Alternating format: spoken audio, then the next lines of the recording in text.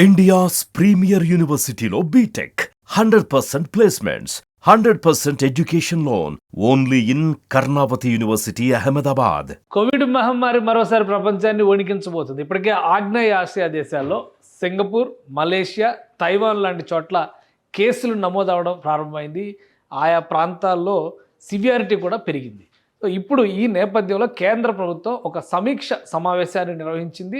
జాతీయ స్థాయిలో ఎలాంటి పరిస్థితులు ఉన్నాయి, ముఖ్యంగా వివిధ రాష్ట్రాల్లో ఉన్నటువంటి పరిస్థితులపైన ఫోకస్ పెట్టింది. దాంతో భారతదేశంలో కూడా 257 కోవిడ్ కేసులు నమోదైనట్టుగా సమాచారం వచ్చింది. అంటే దేశ జనాభాతో పోల్చి చూసినప్పుడు ఇది చాలా చిన్న నంబర్గా కనిపించవచ్చు, కానీ హై అలర్ట్కి రెడీ కావాల్సినటువంటి సందర్భంగా కేంద్ర ఆరోగ్య శాఖ భావిస్తోంది. మరి ముఖ్యంగా కుటుంబ సంక్షేమ ఆరోగ్య శాఖ కొన్ని గైడ్లైన్స్ను కూడా వివిధ రాష్ట్రాలకి రిలీజ్ చేసినట్టుగా సమాచారం ఉంది. ఈ కొత్తగా వచ్చినటువంటి కోవిడ్-19 JN.1 వేరియంట్, అసలు దాని విషయం ఏంటో ఒకసారి విశ్లేషించేటువంటి ప్రయత్నం చేద్దాం. ఇది మొత్తం దేశంలో ఇప్పుడు హాంకాంగ్ లాంటి చోట్ల, సింగపూర్ లాంటి చోట్ల ఈ కేసులు చాలా కనిపిస్తున్నాయి. Director general of health services ఇండియాకి సంబంధించి ఒక మీటింగ్ ఆర్గనైజ్ చేసింది. దానిలో వచ్చిన ఇన్ఫర్మేషన్ ప్రకారం సింగపూరు, హాంకాంగ్ లాంటి ప్రదేశాల్లో కొన్ని చోట్ల, అలాగే మలేషియాలో బ్యాంకాక్ కానీ ఇటువంటి ప్రాంతాల్లో ఈ కేసులు నమోదవడం అనేది ప్రారంభమైంది.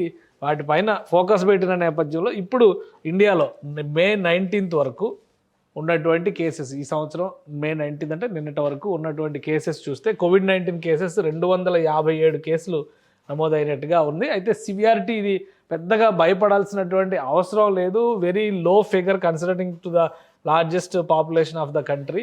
సో కాబట్టి ఇప్పుడు అంత సీరియస్గా అవ్వాల్సింది లేదు. కాకపోతే ఏంటంటే జాగ్రత్తలు తీసుకోవాల్సినటువంటి అవసరం కనిపిస్తుంది. ఇంటిగ్రేటెడ్ డిసీజ్ సర్వైలెన్స్ ప్రోగ్రామ్ కింద ICMR తీసుకునేటువంటి యాక్టివిటీ మొత్తాన్ని కూడా మరోసారి యాక్టివేట్ చేయాలని చెప్పని కేంద్ర ప్రభుత్వం మార్గదర్శకాలు జారీ చేస్తే, అయితే కోవిడ్-19 డాష్ బోర్డ్ను కూడా యాక్టివేట్ చేసింది. ఇది గతంలో కోవిడ్-19కి సంబంధించి వ్యాక్సినేషన్, కేసెస్ ఫైల్ అయినటువంటి అంశాలన్నిటితో కలిపి ఉన్నటువంటి డాష్ బోర్డు.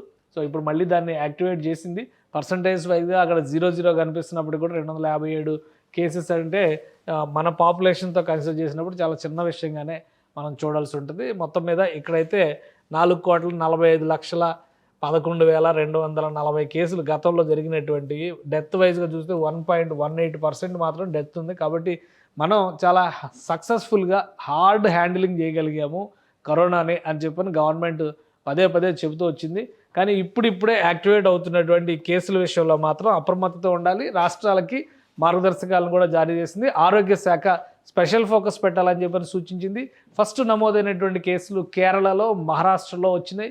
ఆ తర్వాత కొన్ని రాష్ట్రాలు అంటే ఢిల్లీ, ఉత్తరప్రదేశ్లో కూడా 1-2 కేసులు నమోదైనాయి. మిగతా రాష్ట్రాలన్నీ కూడా అప్రమత్తం కావాల్సినటువంటి అవసరం ఉంది. ఇప్పుడు కోవిడ్-19 JN.1 ఈ వేరియంట్ వస్తుంది. ఈ వేరియంట్ కూడా కొంచెం స్ప్రెడ్ అనేది చాలా ఫాస్ట్గా ఉంటుంది. రికవరీ పాసిబిలిటీస్ కూడా 70% పైనే ఉన్నాయని చెప్పని వైద్య నిపుణులు చెబుతున్నారు. అయినప్పటికీ కూడా మన దేశ జనాభా దృష్ట్యా ఒకవేళ స్ప్రెడ్ కనుక మరింత వేగంగా జరిగితే, వేగంగా విస్తరిస్తే చాలా ఇబ్బందులు ఎదురయ్యేటువంటి అవకాశం ఉంటుంది. కాబట్టి ఇప్పుడే తక్షణమే కేంద్ర ఆరోగ్య శాఖ అప్రమత్తమైంది. రాష్ట్రాలకి మార్గదర్శకాలు జారీ చేసింది.